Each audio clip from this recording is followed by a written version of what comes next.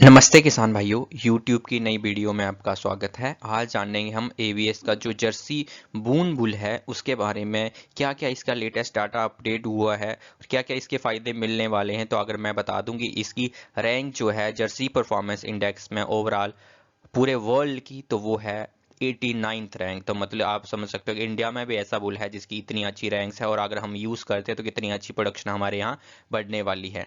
तो उसके बाद एशिया का ये टॉप बुल है।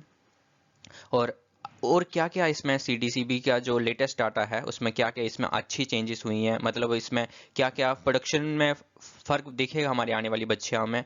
और ये जो बुल है वो क्रॉस ब्रीड के लिए सबसे बेस्ट क्यों है। जब भी हम बात करते हैं कि हम कभी कभार हम देसी ब्रीड्स पे लगाना स्टार्ट करते हैं तो बच्चा एकदम कैसे आए क्रॉस ब्रीड के लिए, या फिर हम कभी कभार फार्मर सबसे ज़्यादा गलतियां करते हैं कि एचएफ लगाते हैं। तो ये बुल क्यों बढ़िया है और हाईएस्ट ऑर्डर स्कोर के साथ साथ ये बुल है। तो आज सबके बारे में बात करेंगे क्या क्या इसमें देखने को मिलेगा। इसकी प्रोडक्शन के बारे में तो आप समझ सकते हैं कि ये आप जो देख रहे हैं ये बुल की माँ है। तो आप समझ सकते हैं अगर इसके बच्चे आएंगे इस बून बुल के तो इस तरह से ही दिखेंगे। और इसका जो जेपीआई है वो 178 है, मतलब काफ़ी ज़्यादा जेपीआई। मतलब आप समझ सकते हैं इंडिया में ऐसा कोई भी बुल नहीं है जिसका 178 जेपीआई है।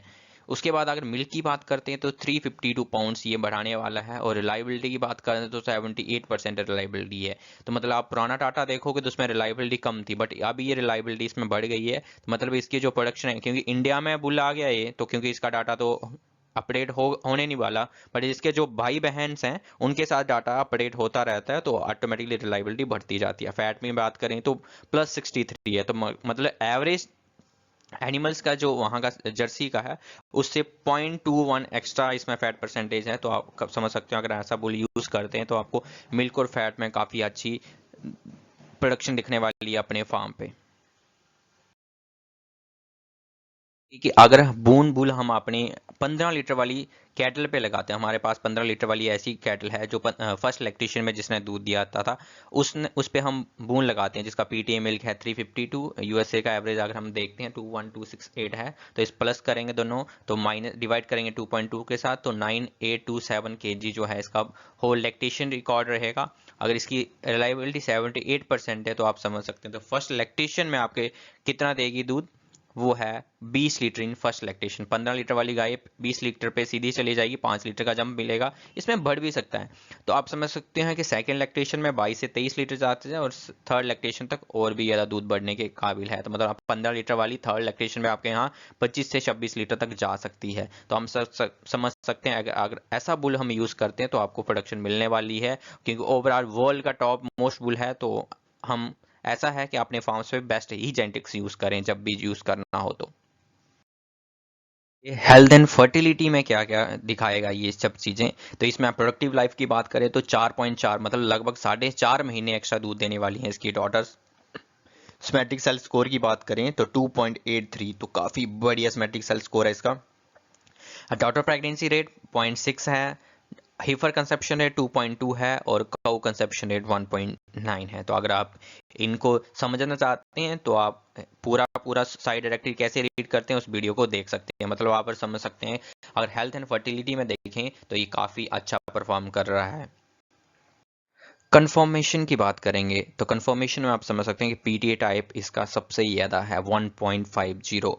तो इसलिए मैं कह रहा था कि अगर ये वाला जो बुल है वो क्रॉस ब्रीड एनिमल्स जो भी हैं आपके पास हैं, अगर उन पे आप जर्सी लगाना चाहते हो तो यही वाला जर्सी लगाएं, ताकि आने वाला जो बच्चा पैदा होगा बून बुल का, तो आप समझ सकते हैं कि वो बिल्कुल बून की तरह दिखेगा, अपनी माँ की तरफ नहीं जाएगा। तो इसलिए पीटी टाइप सबसे ज़्यादा है इसका।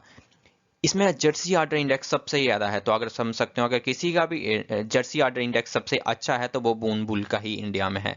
तो आप समझ सकते हैं। तो इसलिए क्योंकि अगर हम क्रॉस ब्रीड एनिमल को भी हम चूज़ करते हैं तो क्योंकि उनका जो है आर्डर थोड़ा काफ़ी कमज़ोर होता है, उनका आर्डर स्कोर काफ़ी वीक होता है। तो इसलिए जो क्रॉस ब्रीड एनिमल के लिए सबसे बेस्ट है ये बून बुल। दूसरा है स्टेचर की बात करते हैं 0.50, क्योंकि इंडिया में जो भी क्रॉस ब्रीड जर्सी के एनिमल्स हैं उनकी जो हाइट है वो कम है। तो हाइट कम है तो उसी हिसाब से वो मिल्क प्रोडक्शन नहीं कर पाते। तो अगर हमें ये वाला बुल चूज करते हैं तो उसकी हाइट भी बढ़ने वाली है, और आप जो आने वाला जो बच्चा है वो मैक्सिमम प्रोडक्शन कर सकता है अपनी माँ से भी ज़्यादा।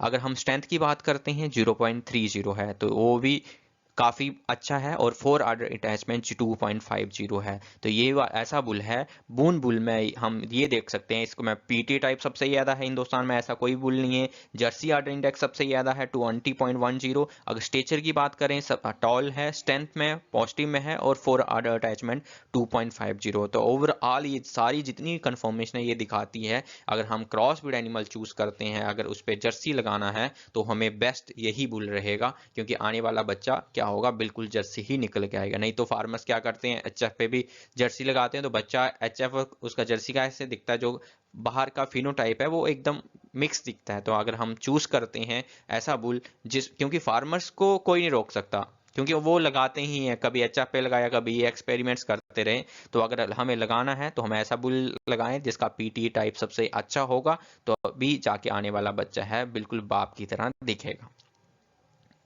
रियल वर्ल्ड ट्रांजिशन राइट जो है इसका वो 4 स्टार है। तो हम समझ सकते हैं कि आने वाले जो बच्चे होंगे इसके, वो डिस्टोकिया की प्रॉब्लम से बचेंगे, रिटेंशन ऑफ प्लेसेंटा जो जेर फंस जाती है उससे बचेंगे, मिल्क फीवर से बचेंगे, या डोनर काउ सिंड्रोम जो हो जाता है गायों के लिए। ये सारी जो प्रॉब्लम्स हैं कीटोसिस को लेके, तो ये अगर हम ऐसा बुल चूज करते हैं जिसमें 4 स्टार ट्रांजिशन राइट है, वो काफ़ी अच्छा होने वाला है। अपनी आने वाले जो जितने भी जर्सी के बच्चे आने वाले हैं, हमें अच्छा ही हमें इम्पैक्ट देखेगा हर एक चीज़ में। अगर हम प्राइस की बात करें तो ये दोनों ही सीमेन अवेलेबल है, इसके कन्वेंशनल स्ट्रॉ, नॉर्मल स्ट्रॉ में भी और सेक्स सीमेन में भी अवेलेबल है। तो अगर हम कन्वेंशनल स्ट्रॉ की बात करें तो ये 850 का है और सेक्स सीमेन जो है इसका 2200 का है। तो आप समझ सकते हैं यहाँ पे स्टार्ट वैल्यू दिखी है कि ये जो वैल्यू है इसका मतलब ये कहता है कि अगर ये आपको 850 का जो मिलेगा, ये आप किसी डिस्ट्रीब्यूटर के वहाँ स्टॉक पॉइंट से लेंगे तो 850 का मिलेगा। अगर ये इसमें एआई चार्जेस, ट्रांसपोर्टेशन चार्जेस बिल्कुल भी नहीं है। तो हम ऐसा बुल चूज करते हैं तो आपको समझ सकते हैं कि आपको बेनिफिट्स ही बेनिफिट्स मिलने वाले हैं, क्योंकि प्राइस इसका इतना काफी कम है उस हिसाब से जितना इसका जेपीआई है, वो काफी कम प्राइस है इसका।